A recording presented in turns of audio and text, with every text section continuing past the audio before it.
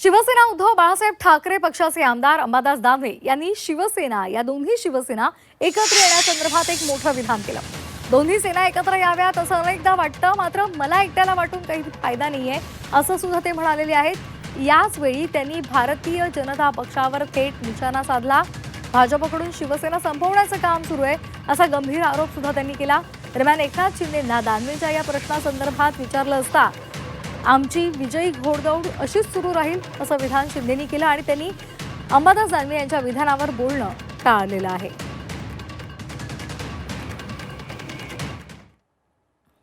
Bharatiya Janata party मी आधीच म्हटलेलं आहे की मोठा मासा छोट्या मासाला गिळत असतो, तसं हळूहळू एक एक पार्ट, एकदा हात तोड, एकदा पाय तोड आणि नंतर मुंडकस तोड, अशा पद्धतीनं प्रोसेस भारतीय जनता पार्टीची, अजितदादाच्या पक्षाची आणि शिंदेंचा जो गट आहे त्याची करते।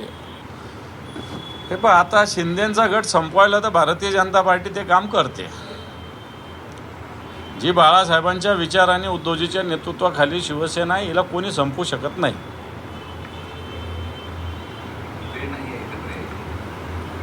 बघूया, एकत्र आलं पाहिजे असं तुम्हाला वाटतं का? वाटतं, बऱ्याच वेळेस वाटतं, पण ते मला एकट्याला वाटून काही फायदा नाही ना। मुख्यमंत्री काम करताना सर्व मित्र पक्षाला सोबत घेऊन काम करतात देवेंद्रजी, त्यामध्ये कुठेही तीळ मात्र शंका नाही। पण खालचे लोक ज्या पद्धतीने सूडबुद्धीने शिवसेना संपवण्याचं काम करत असेल तर माझी त्यांना हात जोडून नम्र विनंती आहे का हे कुठेतरी कार्यपद्धत बदला। पंख कापणं सुरू आहे, त्याच्यापेक्षाही वाईट, पंखा काय हातच ठेवणार नाही तर पंखाचा काय प्रश्न राहिला, उडण्याचा चालला, चालण्याच्या परेशानी होईल काही दिवसांनी।